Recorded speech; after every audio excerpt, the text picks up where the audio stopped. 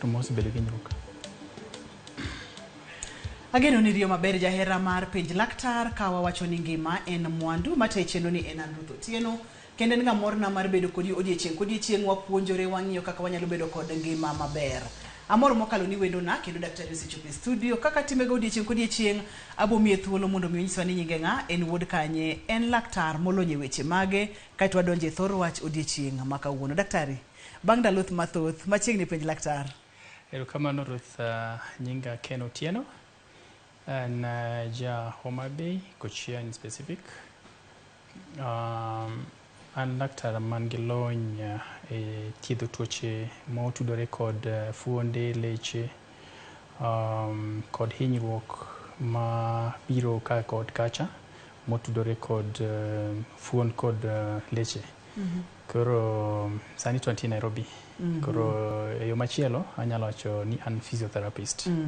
Erokamano nyathothne ji neno ga kagima kaponi ng'ato hinyore kata nitiere kod jony mag leche, iwacho kata ni anyalo rwara dala, kata kaponi ng'ato tur ni anyalo dhi ka jameko mondo mi omakna. Ere kama physiotherapist kaka in thoro ga donje mondo mi ngima ng'ato beda full maber kaka yande nen chon kane pok oyudo hinyruok kata kane pok oyudo masira?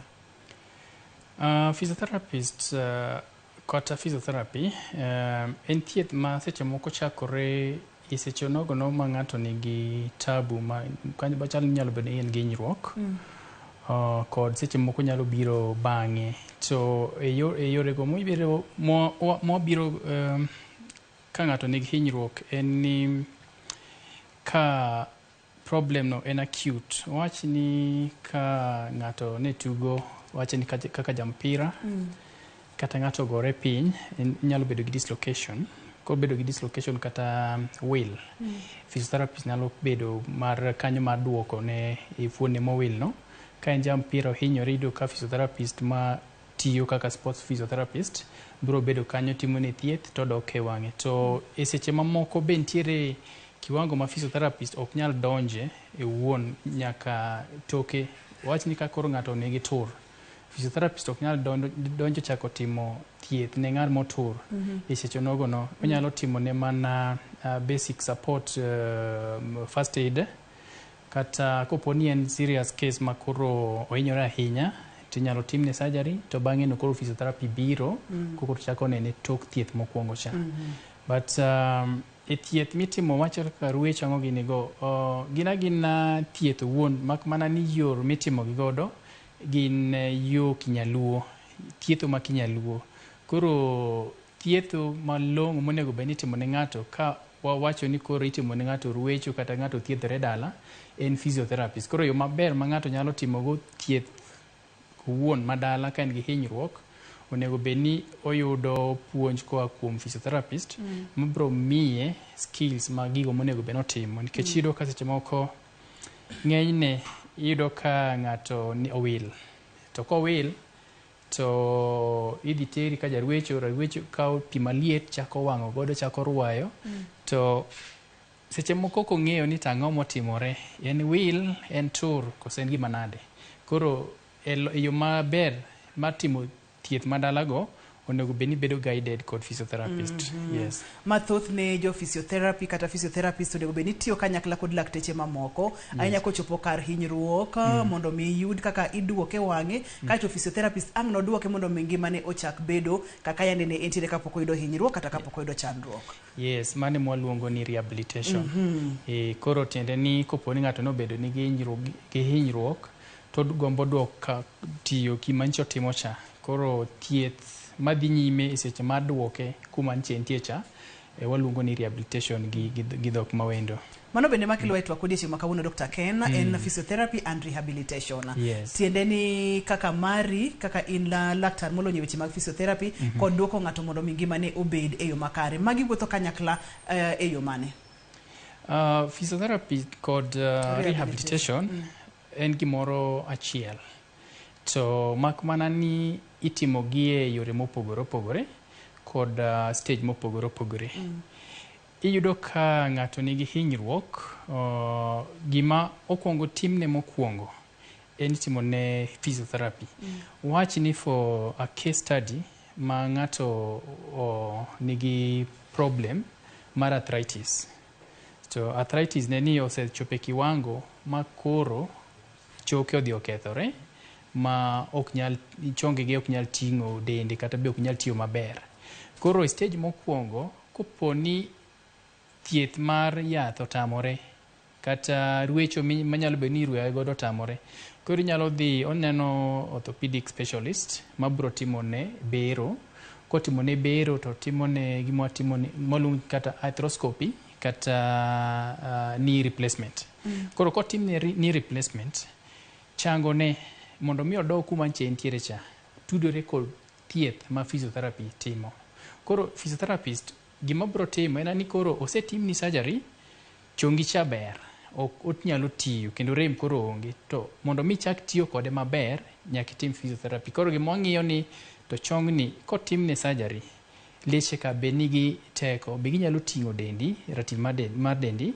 Mar ariyo, chongini bo nyalo dolore, to chongini be leche bo tegno maber. Koro gik ma kamago ema koro physiotherapy donje, tiende ni koro tok timo ni thieth mar surgery ni, mondo mi koro iwach ni chango kabisa, nyaka timni physio in form of rehabilitation, nikech ok en gimoro mitimo kawuono to kiny idhi maber. En program ma itimo bang' ndalo mathoth. To odiochieng' kodiochieng' nitiere gigo mwatemo timo. Koro mokwongo inyalo chako ni i-address pain, rem.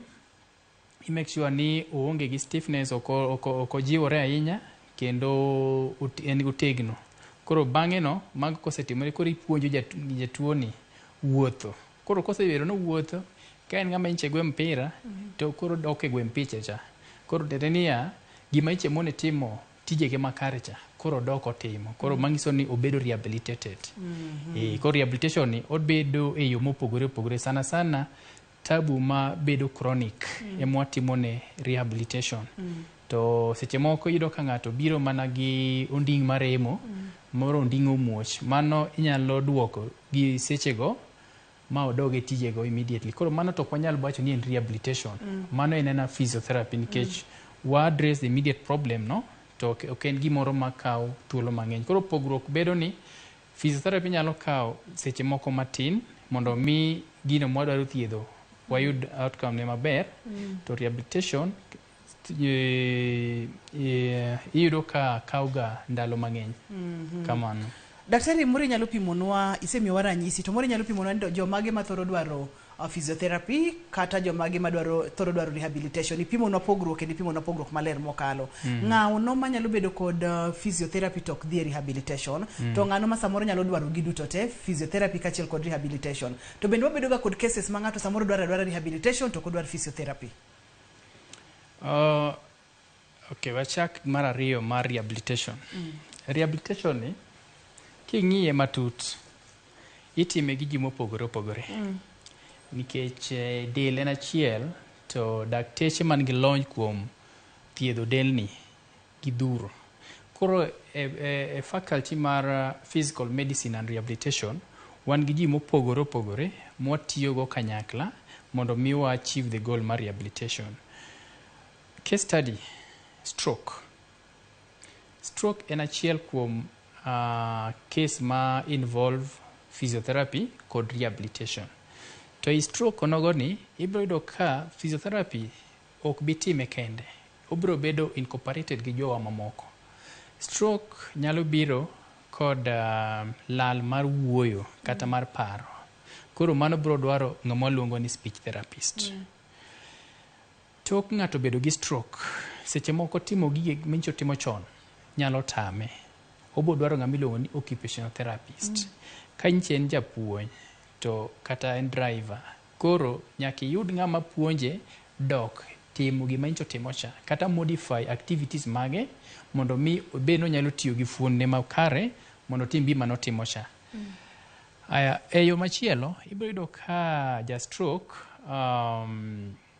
fuondge oridore, fuondge ok onyal bedo gi balance mar wuotho, kod seche moko en gi rem. Koro physiotherapy bro donjo managing rem, bro donjo thiedhni mondo one ni fuondge nyalo riere maber, en gi teko moromo monyalo timo go tijege. Koro kaka koro osebede level ma onyalo timo tijege, to mar ariyo mano ok oromo, onego bed nodoge tich.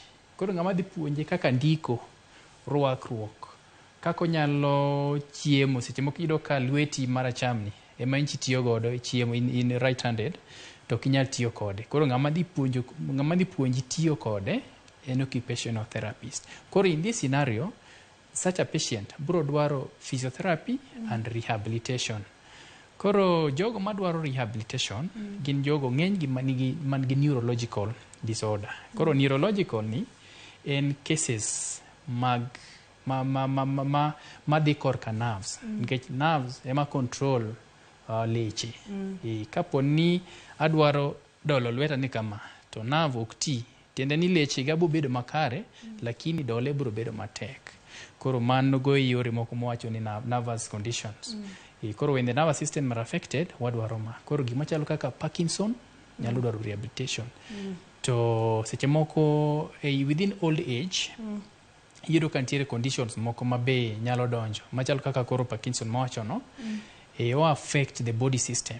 Koro ibro timo ne ng'ani physiotherapy mondo mi lechege obed makare, moriere, ma remo onge.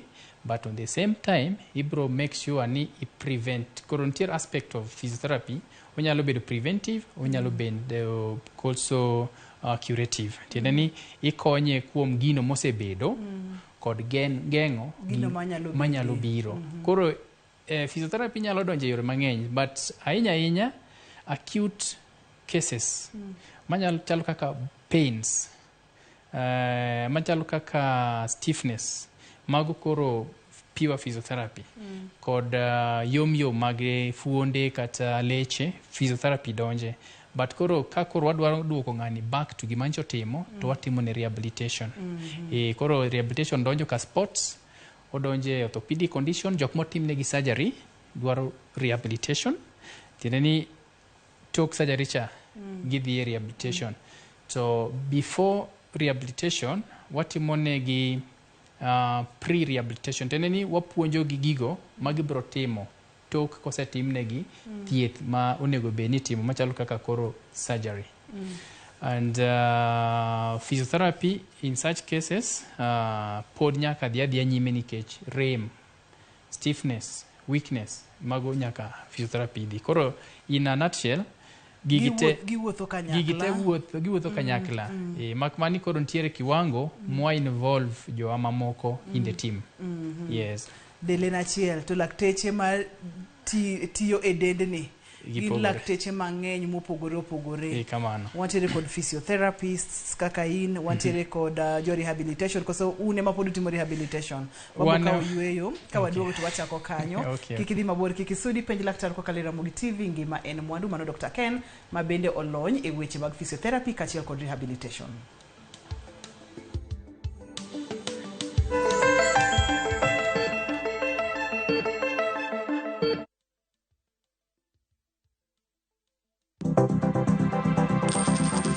Inyalo goyo kwan kod omenda ma aching' kata ma ikete bahasha ka isiko itiyo kod omenda mohingo kaka onego itigo. Tema ne keto e bahasha omenda ma idwaro tiyogo kama moko to ikung kata ika.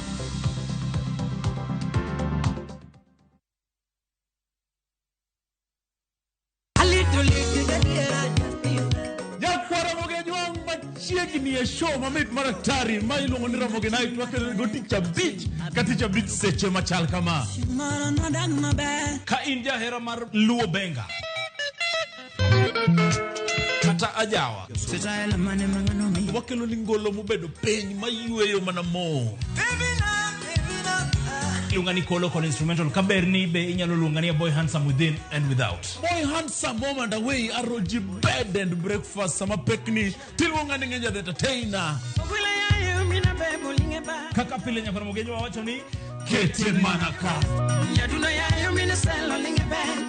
Ramogi Night, Ticha Beach ka Ticha Beach, Sang'wen Otieno.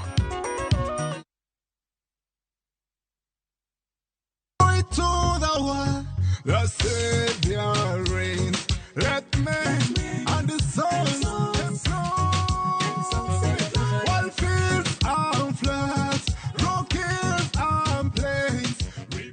kupata wimbo wangu wa Joy to the World, kama sikiza tuni yako, bonyeza *811*445#. Na kumbuka ya kwamba Sikiza na Citizen ndio nyumbani kwa wasanii wote. Riekni mag goyo witado kokelni kod Mabati Rolling Mills. Ka iyiero kit witado midwaro ne dalani, penj mondo mi waranti ma ondiki. Odak ndalo buora kapok oloko rangi kendo en kod waranti. Seche mibiro ikori ne gedo, abotiri kum dila mar MRM. En ka isetiyo kode to weche mag gedo iloro choth. Christmas comes early na View sasa. Jishindie shilingi milioni 3 kwenye draw kubwa msimu huu wa Christmasi. Huenda bahati ni yako. Hiyo pesa yenye iko hapo hivyo ni ngapi Ann? 100,000. 100,000 shillings. Yes. Unapanga kufanya nini pesa? Napanga kuongezea kazi yangu na kulipia watoto wangu school fees. Nina watoto wawili secondary. Na wasome kwa bidii. Asante. Si ndio? Kabisa. Unazambia nini watu wa Ruiru juu ya watu wa Ruiru nitawaambia wajipange na View sasa, hata mimi sitalala. Ann amejipanga na View sasa, alidial *487*3# ndio maana amefika hapa hivi leo na ameshinda 100,000 shillings. That could be you next. Tuzidi kujipanga na View sasa. Jipange ushinde mamilioni na View sasa. Piga *487*3# sasa. Terms and conditions apply.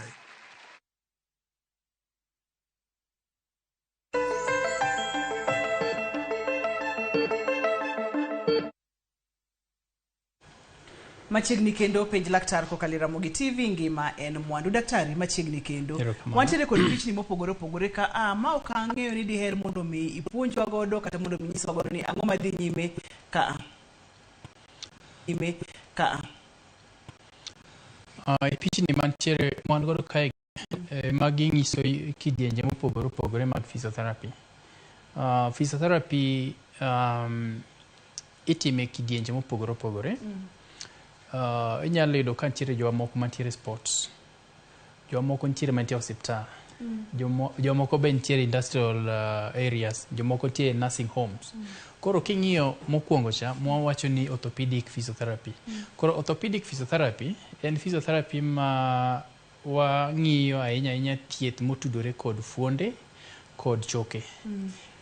Koro kisewinjo jolony miluongo ni orthopedic specialist, watiyo machiegni kodgi. Koro seche ma gitimo thieth mag wach kata ni rem, wach kata ni hinyruok kata tur, tokeno physiotherapy mwatimo ni en orthopedic physiotherapy. Koro mano lony kiwuon ma wadil gi specific conditions mag orthopedics. Mar ariyo ni pediatrics physiotherapy. Koro physiotherapy mar pediatrics en physiotherapy mar nyithindo. Ahinya physiotherapy mar nyithindo kae wadil kod nyithindo man gi koso dongo yono makare. Wachalo kaka nyathi onyuol to ochope kiwango moro, ochope dweche moko to poko onyalo bedo maber, ng'ute pod ok obedo maber, ok onyal chung', ok onyal wuotho. Koro nyathi man gi rem mar dongo e kidieny ni mwathiedho, watimo negi physiotherapy. Kod seche moko be watimo negi mwaluongo ni habilitation. Habilitation tiende ni nyathi onyuol to en gi challenge mar dongo to onge gima oseng'eyo, koro itemo impact kata itemo miye skill moro monyalo survive godo. Ahinya nyithindo man gi cerebral palsy. Nyithindo man gi cerebral palsy ahinya mwathiedhe kal pediatric kanyo. Koro mar ariyo kendo ei pediatric physiotherapy kanyo be wadiel gi cases machalo kaka chest physiotherapy mar nyithindo.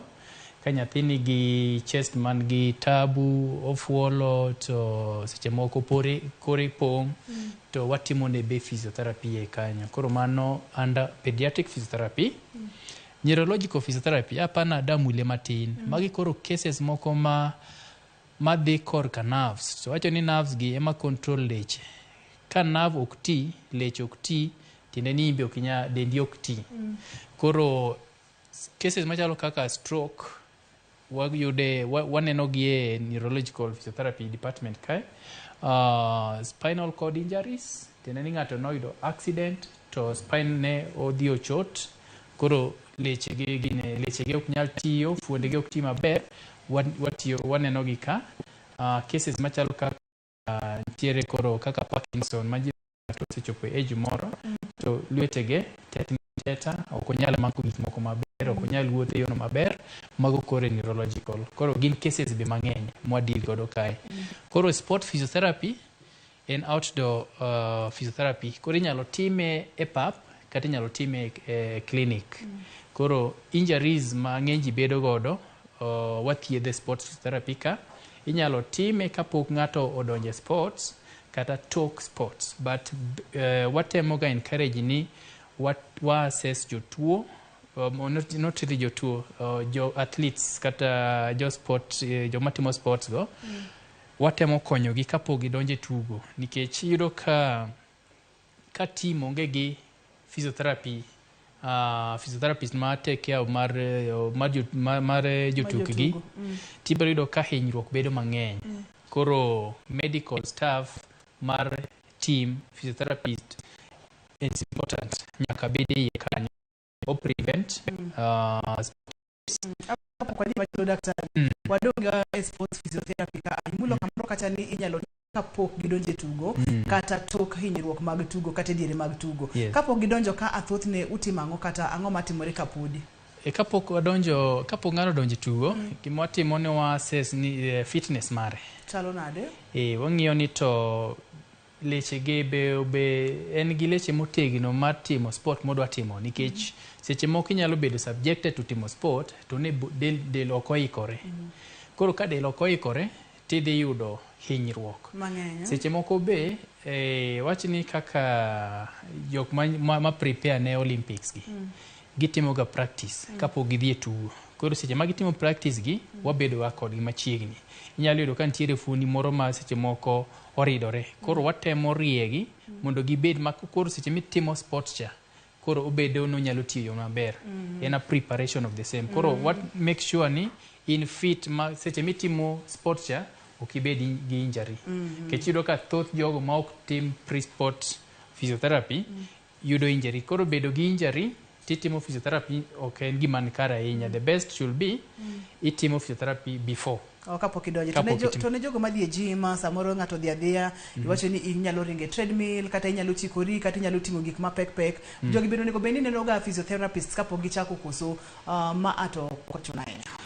The advice kuponi gitimo gym under qualified gym instructor man gi lony, nitiere gik mwaluongo ni excess physiology. Koro in the excess physiology kae may bedo assessed mi ng'eni to which excess mine monego bed ni timo.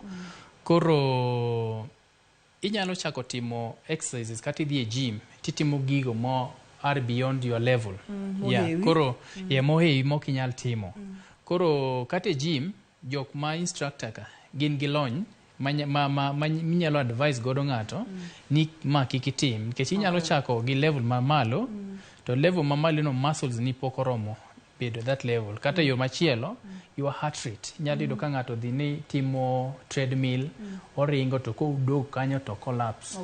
Tiende ni noko train within the level ma heart ne can accommodate. Koro it's important mondo mi physiotherapist o monitor the sporting activities ma ng'ato timo. Koro you are guided ni ma ber kodi ma ok ber kodi. Yes. Koro machielo wan gi geriatric physiotherapy. Geriatric physiotherapy en mar ng'enyne jogo ma hikgi oniang', higni 50, higni 70, 80, 90. Iyudo ka ei geriatric kae ema koro wang'enye gik machalo kaka blood pressure, kanyo be mwang'enye kod diabetes, kanyo be mwang'enye kod tielo makuot, kod tuoche matindo tindo motudore kod higni moniang'. Koro iyudo ka del bedo mayom, seche moko wuotho bedo matek. Koro physiotherapy mar kanyo miluongo ni geriatric physiotherapy. Mano be physiotherapy kiyore. Ma ng'ama nigi lony mar timo tijno, enena speciality within itself.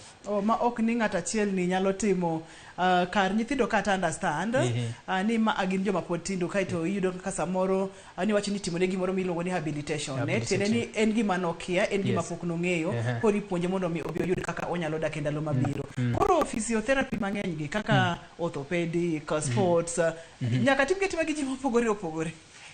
Magie overally an all-round physiotherapist ong'eyo nyalo manage gigi te but mondo mi ibed maber e gimoro mitimo kaso ing'eni interest bopogore in training biro trained gi te koro subspeciality talk training inyalo decide ni to koro line man ida deal gi jodongo koso ida deal gi jok man gi neuro koso nyithindo koso orthopedics koro interest bedo mopogore opogore but gimo wahero ga timo wahero ga bedo ga more specific makoro cases miyudo gine the same line nikech inyalo yudo ka koro idhi e clinic where main gi jok man gi musculoskeletal disorders mag orthopedics gi to at the same time in gi nyithindo koro ing'eni kinywando gi to tich bedo matek to ka in specific ni koro nyithindo mineno it will be much better but nyithindo ka mostly watiyo machiegni ahinya kod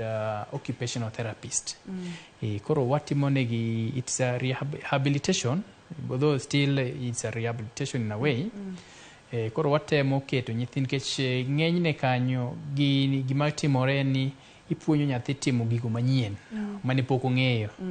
Koro puonj mar bedo chako ngimano ng'enyne jowa matime en occupational therapist. Koro ibo yudo ni kidhi hospital to ka en nyathi tiyudo kotere ne occupational therapist but ok ni physiotherapist cannot do it physiotherapist will do it but general public knowledge paroga ni nyithindi nenoga gi occupational therapist koro we work in collaboration whereas physiotherapist will make sure ni nyathini fuondege otegno onyalo chung onyalo balance onyalo wuotho. Occupational therapist will come in train chako chiemo rwako law lokruok gik makamago koro en a form of a collaborated treatment. Daktari ka wamulo kar jogo makoro higi oseniang ka kar sports ni wacho ni ka beto nego beni itiyo kod physiotherapist mondo mi ong'ini te capacity mar ng'ato chal nade inyalo timango bedi lechini otegno madwarore tiyo en gima ochomo ji duto te kata bed mana ni ng'ato en jagni 3 kawuono bro chopo ka Nyasaye omiya ngima to bro bedo igni 60 igni 70 tineni en gima wantiere godo mok wanyala ringo mana kaka sports ka ani wacho ni ka beto idil ja physiotherapy bedo machiegni kar jok ma higi oseniang ka bende inyalo recommend kata inyalo ng'ado rieko ni ka ng'ato chopo igni moko to chako wuotho machiegni gi physiotherapist to en ang'o ma physiotherapist bro timo ne expectation monyalo bedo godo kuom physiotherapist mare koso rita manga dendo sechako kwamo koko many physiotherapist. Physiotherapy ka ber to ng'ato nyalo time atima kata ok ni en gi tuo moro mamiyo nyaka koro ne physiotherapist nikech guidance mowachiwo mar exercise konyo mang'eny kech yudo ka owacho ni del kiketo del exercise to reduce tuoche moko mabira ma nyalo bedo ka okini team exercises koro wanyalo design a program of exercise mitimoga at some levels kaluwore gi iki kod gigo minyalo timo nikech kiyudo ka ng'ato wach ni koro en higa 80 gi wiye 90 to obeda onge gimotimo iyudo kochako bedo gi tabu mang'eny tuoche mang'eny chako donjo e del to kopo ni at that level to incorporate ne program mar exercise motimo obro geng'o tuoche mang'eny machalo kaka high blood pressure moko mabira ka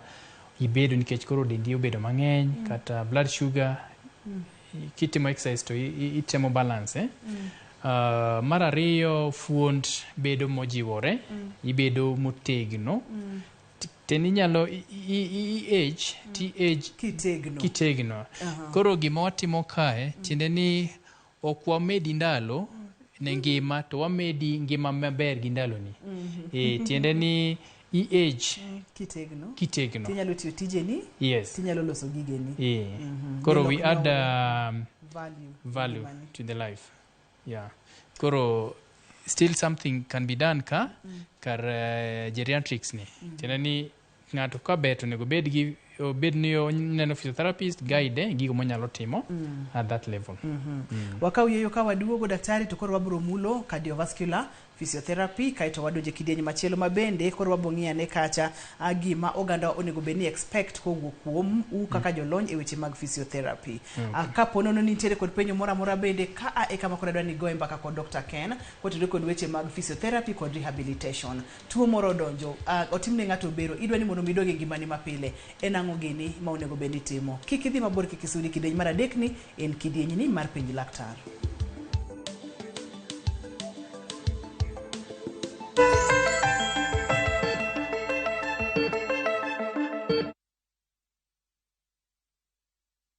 Life is too short to postpone your dreams. That's why View Travel offers you a worry-free holiday plan that lets you travel now and pay later. You don't have to wait for better times to enjoy a well-deserved break. We can help you make your travel dreams come true. Whatever you choose, View Travel is here for you. And the Christmassy leap on next year, na View Travel. Call 0703-254-254 or book online www.viewtravel.com.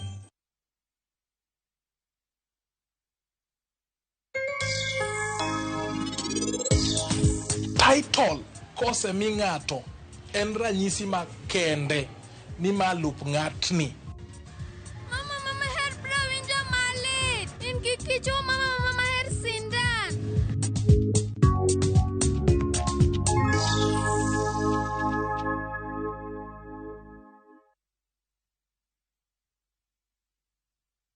Next on Shambala Wanyama. Amjapanda ndege kwa sababu hamkunyoli wote. You live a sad, pathetic life. Between food and tithe, which is more essential. Hannah, what your husband did is illegal. The bishops are ganging up against you. Sisi sio kama serikali. Mungu aongezangi ushuru. Shambala Wanyama. New episodes available every Saturday, only on Viusasa. Riekni mag goyo witado kokelni kod Mabati Rolling Mills. Ka iyiero kit witado midwaro ne dalani, penj mondo mi waranti ma ondiki. Odak na lubura kapok oloko rangi kendo en kod waranti. Seche mibiro ikori ne gedo, abotiri kum dila mar MRM. En ka isetiyo kode to weche mag gedo iloro choth.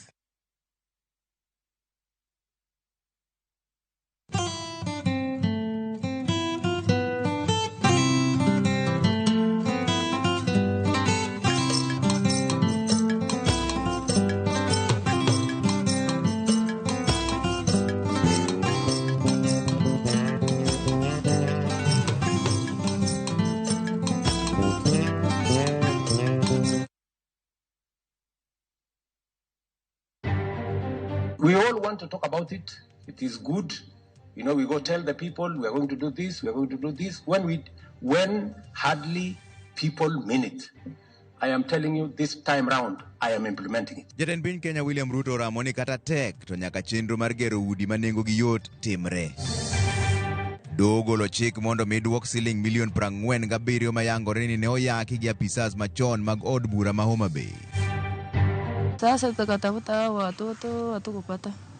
Ndio tukauliza huyu msichana watoto aliendaje. Bibi akasema niliwacha watoto, mzee bila alikuwa anataka kunichapa nikakimbia nikawacha watoto. Ringre nyithindo ariyo manyocho go report gi ni olal e kaunti ma Nandi okwanye icho.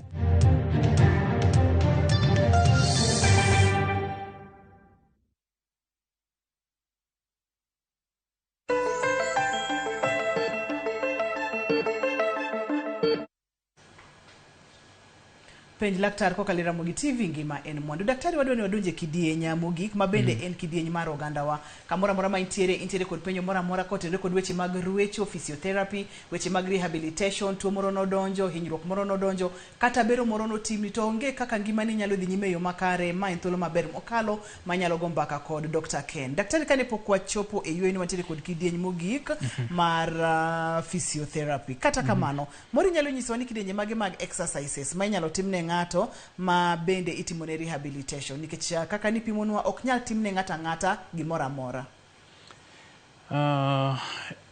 Rehabilitation itime e yore mopogore opogore.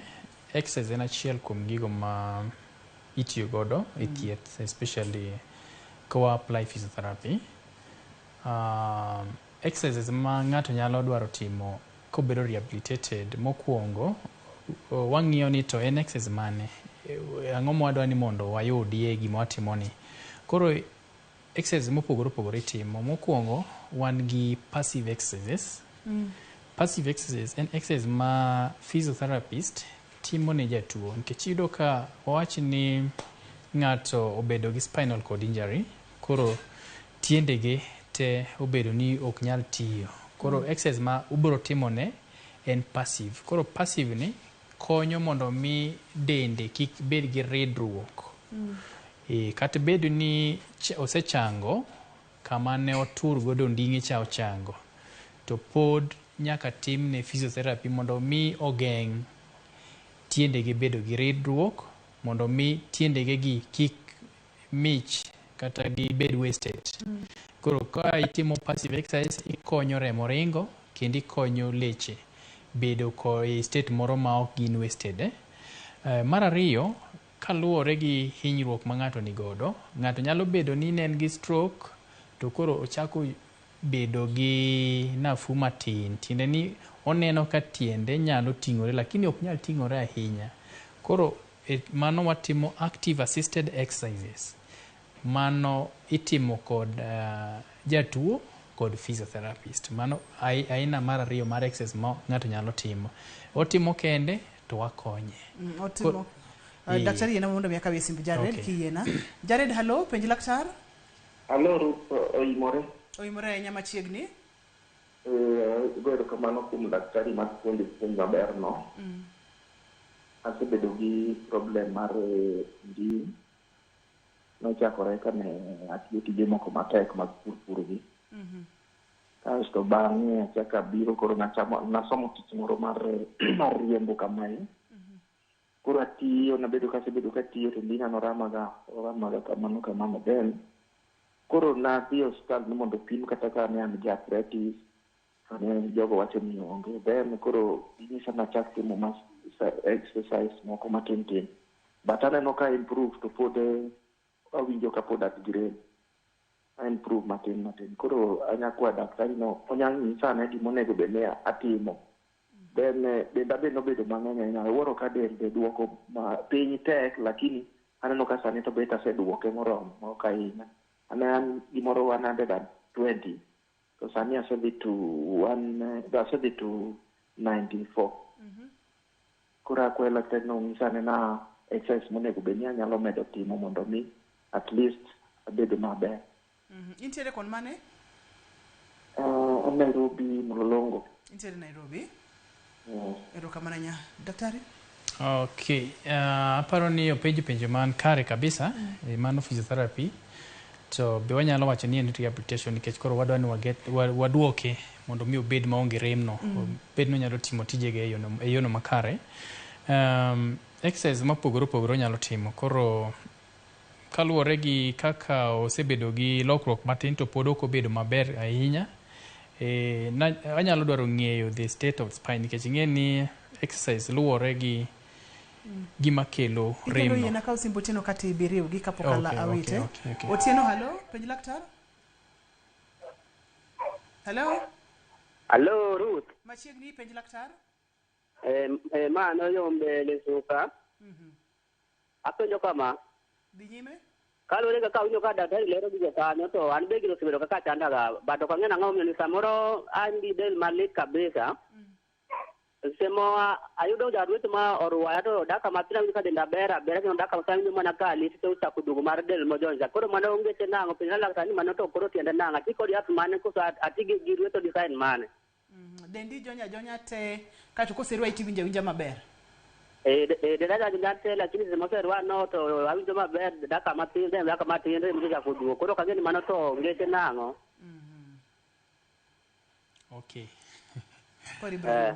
abro riyogi koro aparo ni jal mokwongo mopenjo question mar onding mar remoni ber ng'eyo ni to ang'o makelo onding nikech onding inyalo kel gi yore mopogore opogore but kaluwore gi kaka olero ni otiyo tije matek machalo kaka ting'o gigo mapek, riewruok, bedo mang'eny, del ka ng'eny kaka owachono nyalo kelo ne mano to sana ka ng'iye to chalo gino ma is related to the disc. Koro disc kobedo gi pressure mano nyalo kelo tabu. Koro exercise manyalo timo to anyalo prescribe ne kopo ni otudore kod ang' nachiw namba mondo ang'ise specific exercise manyalo timo. Kaito bende ka ber kinyalo nene. En a plan program manyaka miye gigo modhi timo. Mok anyal ng'ise en achiel.